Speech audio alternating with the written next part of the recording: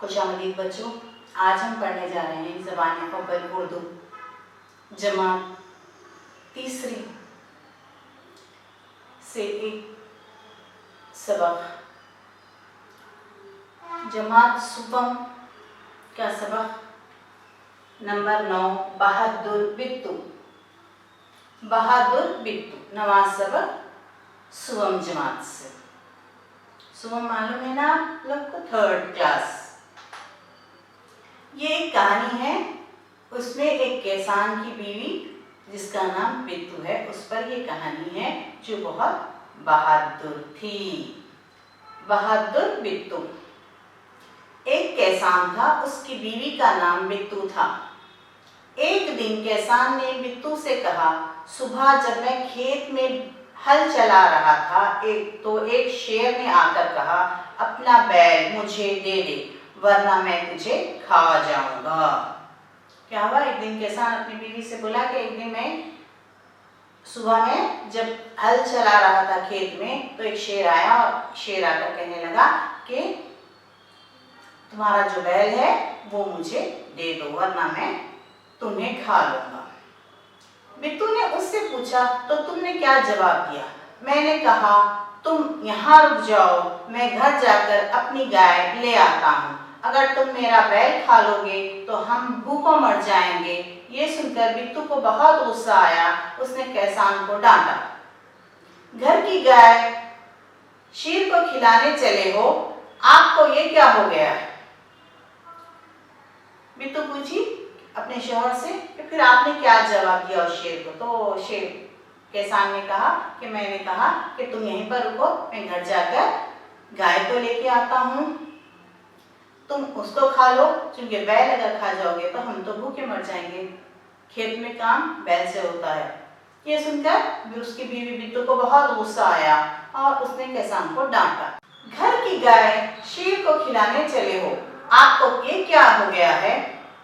अगर गाय चली गई तो घर में ना दूध रहेगा और ना ही लस्सी, बच्चे क्या पिएंगे? बिट्टू को एक तरकीब सूझी।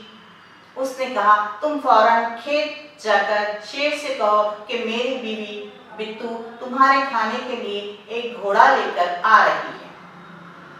उसकी बीवी को बहुत गुस्सा आया कि गाय अगर चले गई तो घर में दूध कहाँ से लाएंगे, लस्सी कहाँ से बनाएंगे?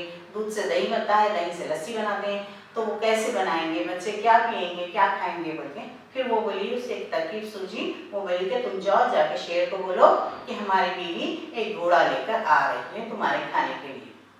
किसान डरता डरता शेर के पास गया। उसने कहा, शेर राजा, हमारी गाय तो बड़ी मरेल है। मरेल के मायने कमजोर, दुबली पतली जो रहती है ना, वो वीक है। हमारी गाय तो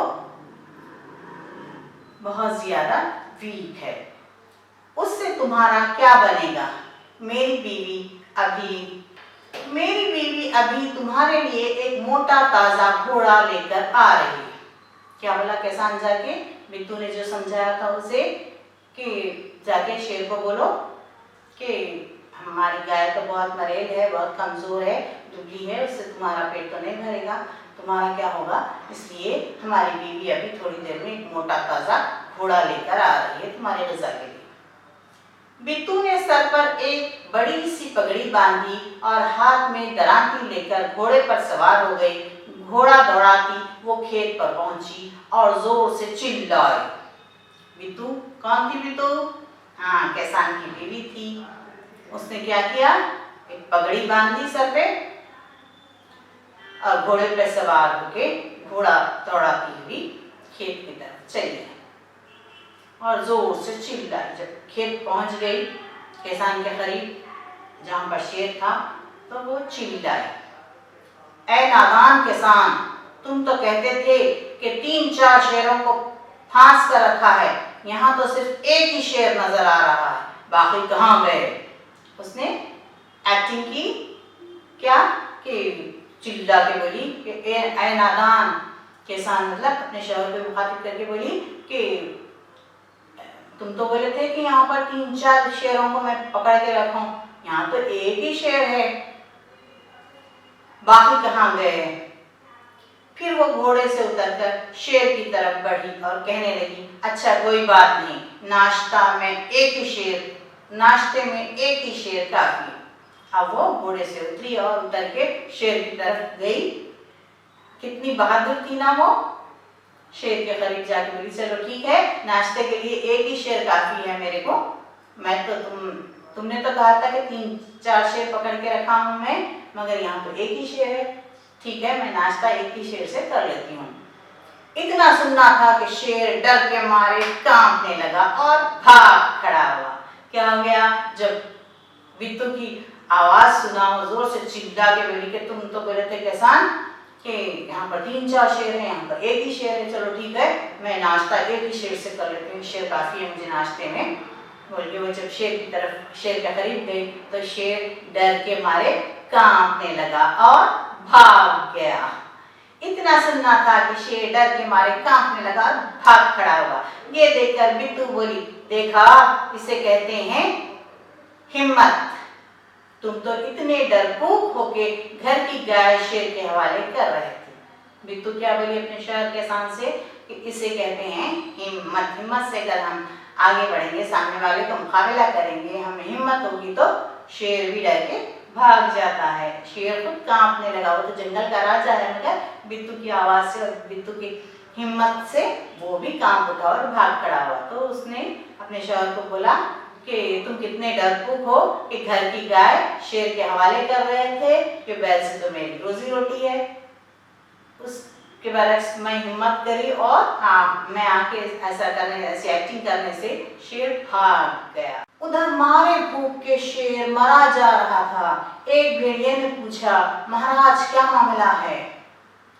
शेर तो भाग गया था, अब उससे भूख बहुत लग रही थी क्योंकि कुछ खाया हुआ नहीं था। अब भूख के मारे उसका बहुत बुरा हाल हो रहा था। उससे और छेड़ने के लिए एक भेड़िया मिला और उसने पूछा, महाराज क्या मामला है, क्यों आप क्यों इतना डर के, इतना कांपते हुए, इतने डरे हुए, सहमे हुए भाग के आ रहे हैं? आज आप बहुत उदास दिखाई दे रहे हैं। शेर से पूछ रहा भेड़िया कि आज आप बहुत उदास नजर आ रहे हैं। शेर ने कहा, कुछ न पूछो। शेर बोला, कुछ मत पूछो, आज मुश्किल से जान बची है। आज एक ऐसी चुड़ैल से पाला पड़ गया जो रोज सुबह 4 शेरों का नाश्ता करती है। क्या बोला शेर भेड़िए को कि नहीं, आज मैं बहुत सुस्त हूँ क्योंकि आज एक ऐसी चुड़ैल से मेरा वास्ता पड़ा जो रोज सुबह 4 शेरों का नाश्ता करती, और मैं इसकी जान बचा के भाग के आया उससे, नहीं तो वो मुझे खा ले रही थी। ये सुनकर भेड़िया बहुत हंसा। उसकी नादानी को देखकर, उसकी बेवकूफी को सुनकर शेर की भेड़िया बहुत हंसा। वो सुबह झाड़ी में छुपकर सारा तमाशा देख रहा था। भेड़िया को कैसा मालूम हुआ था ये पूरा किस्सा? वो झाड़ियों में छुप के ये सारा तमाशा देख रहा था। उसने कहा, भोले बादशाह, वो तो किसान की बीवी बिट्टू थी जिसे आपने चुड़ैल समझ लिया था। आप इस बार फिर कोशिश करके देखिए, अगर बैल आपके हाथ ना आए तो मेरा नाम भी भेड़िया नहीं। भेड़िए ने समझाया शेर को कि अरे वो तो मैं सारा तमाशा देख रहा था, भोले भाले शेर, आप बहुत भोले हो, वो तो किसान की बीवी बिट्टू थी। आप जिसे चुड़ैल समझ रहे थे वो बिट्टू थी, किसान की बीवी थी। आप फिर से कोशिश करके देखिए, अगर अब तो आपको बैल जरूर मिलेगा, आपके हाथ बैल जरूर आएगा, वरना मेरा नाम भेड़िया नहीं। भेड़िए के इसरार पर शेर किसान के खेत में जाने के लिए तैयार हो गया, लेकिन इसने भेड़िए से कहा, तुम अपनी दुम मेरी दुम से बांध लो। जब भेड़िया उसे चढ़ाने लगा, उसका मजाक उड़ाने लगा, तो शेर राजी हो गया कि चलो आज फिर जाकर बैल का नाश्ता करेंगे, बैल को खा लेंगे। मगर फिर भी वो डरते डरते बोला कि ऐसा करो, तुम अपनी दुम मेरी दुम से बांध लो, मतलब भेड़िए की दुम को शेर की दुम से बांध लो, मैं तुम्हारे साथ चलूं। दोनों दुम बांधकर चल पड़े। उन्हें देखते ही किसान के होश-हवास गुम हो गए। वो डर के मारे थर-थर कांपने लगा। अब की बार किसान कांपने लगा, वो समझ गया कि शेर दोबारा आया है, मतलब कि उसे सब कुछ पता चल गया है। वो डर के मारे थर-थर कांपने लगा। लेकिन बिट्टू बिल्कुल नहीं घबराई। लेकिन उसकी बीवी बिट्टू बिल्कुल नहीं घबराई। भेड़िए के पास जाकर उसने कहा, क्यों मियाँ भेड़िए, तू तो अभी वादा करके गया था कि अपनी दुम से 4 शेर बांध कर लाएगा, लेकिन तू तो सिर्फ एक ही शेर लाया है, वो भी मरील सा। भला इसे खाकर मेरी भूख मिट सकती है? खैर इस वक्त यही सही। इतना कहकर बिट्टू आगे बढ़ी। बिट्टू अब की बार शेर से मुखातिब नहीं हुई, बल्कि भेड़िए से मुखातिब होकर वो समझ गई थी कि भेड़िया ऐसे शेर को बांध के लाया है, शेर के साथ आया है।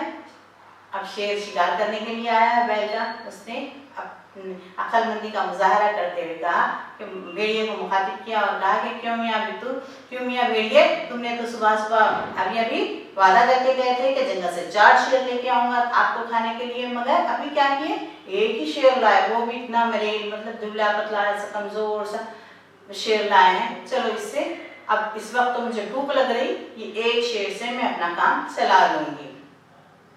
इतना कह के बिट्टू आगे बढ़ी। जैसे ही वो शेर के करीब आने लगी, शेर के होश हवास उड़ गए। शेर फिर से घबरा गया, उसके होश हवास उड़ गए, वो परेशान हो गया। उसने समझा कि भेड़िए ने उसके साथ धोखा किया। अब वो भेड़िए के बारे में सोचने लगा कि शायद भेड़िए ने इसके साथ इसको बेवकूफ बनाया है, इसके साथ धोखा किया है, इसे ऐसा समझा के लेके आया फिर से दोबारा। वो फौरन वहां से भागा। भेड़िया बहुत चीखा चिल्लाया, लेकिन शेर ने एक न सुनी, वो तेजी से भागता चला गया। शेर डर के मारे भाग गया। भेड़िया चीखता रहा, चिल्लाता रहा कि नहीं वो तो बिट्टू है, किसान की बीवी है, कोई चुड़ैल नहीं है, आप रुक जाइए। मगर शेर नहीं रुका। शेर एक नहीं सुना उसकी भेड़िए की और तेजी से भाग गया। किसान और बिट्टू आराम से रहने लगे। उन्हें मालूम था कि अब शेर उनके खेत की तरफ फिर कभी नहीं आएगा। अब किसान और उसकी बीवी बिट्टू आराम से रहने लगे। अब उन्हें यकीन हो गया कि वो शेर जो डर के मारे भाग गया, किसकी अक्लमंदी की वजह से, बिट्टू की अक्लमंदी की वजह से, अब फिर वो दोबारा खेत की तरफ नहीं आएगा। पसंद आई आप लोगों को ये कहानी? ठीक है, कहानी यहीं खत्म।